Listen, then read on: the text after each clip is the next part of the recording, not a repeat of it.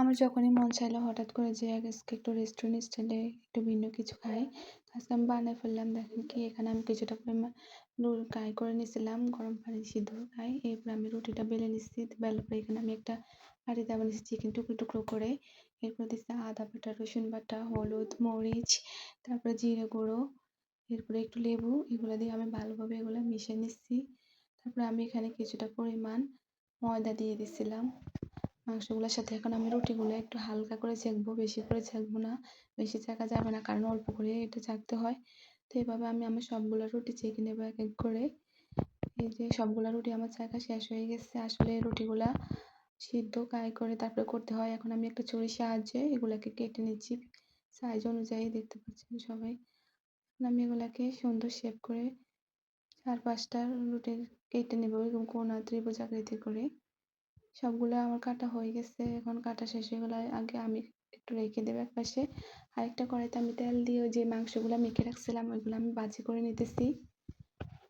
এখন মাংসগুলো আমি যখন ভাজা ভাজা হয়ে যাবে তখন আমি মাংসগুলোকে ভাজি করে নেবো। এদিক দিয়ে আমি একটা পাতিলে 2টা ডিম একটা পলিথিনে ঢুকিয়ে সিদ্ধ হতে দিচ্ছি। ডিমটা পুরো সিদ্ধ করা যাবে না, আধা সিদ্ধ করছি। আমি ডিমে দিয়ে দিচ্ছি ব্লেন্ডারে। এখন এখানে ধনিয়া পাতা, কাঁচামরিচ, 1 পিস লেবু, লবণ, 3 চামচ পরিমাণ দুধের গুঁড়ো দিচ্ছি। সাথে একটু চিনি দিচ্ছি 2 চামচ। এরপরে দেওয়ার পর আমি সামান্য একটু রসুন দিচ্ছি, একটু মরিচের গুঁড়া দিচ্ছি ঝাল হওয়ার জন্য, আর একটুখানি সয়াবিন তেল দিচ্ছি, একটু হালকা একটু সরিষার তেল দিচ্ছি।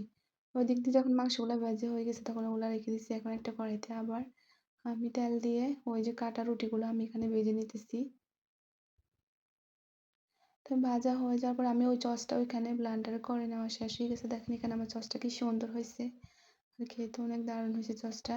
তো এখানে চিকেনগুলো আমার ভাজা শেষ, একসাথে সালাদ করে নিচ্ছি পেঁয়াজ, গাজর, টমেটো, কাঁচামরিচ, ধনিয়া পাতা দিয়ে। এরপরে এইদিকে আমি তেলগুলো ছেঁকে নিচ্ছি একটা টিস্যু পেপারের মাধ্যমে যাতে তেল না থাকে। এখন আমি একটা ট্রে নিয়েছি, ওটার মধ্যে পরিবেশন করার জন্য আমি লেয়ার দিয়ে নিচ্ছি। প্রথমে আমি নাচোসগুলো দিয়ে দিচ্ছি, এরপরে আমি চিকেনগুলো দিচ্ছি, তারপরে আমি আমার ওই ডিমের সসটা দিচ্ছি, এরপরে টমেটো সস, এরপরে আমি এই যে সালাদগুলো দিয়ে দিচ্ছি। এভাবে দিতে দিতে আমি এই যে 1 লেয়ারের পর 2 লেয়ার, 2 লেয়ার পর আমি এরকম 3টা লেয়ার সাজিয়ে নিচ্ছি সেম প্রসেসভাবে। এখন দেখেন আমার সাজানো প্রায় শেষ হয়ে আসছে। এই যে এখন আমার সাজানো পুরোপুরি কমপ্লিট। তো একদম খেতে রেস্টুরেন্টের থেকে কোনো অংশে কম হয় না। আমার এই রেসিপিটা বাসায় একবার হলে আপনারা ট্রাই করে দেখতে পারেন। সত্যি অনেক মজা হয়েছে নাচোস রেসিপিটা। তো আজকের ভিডিওটা এই পর্যন্ত। আল্লাহ।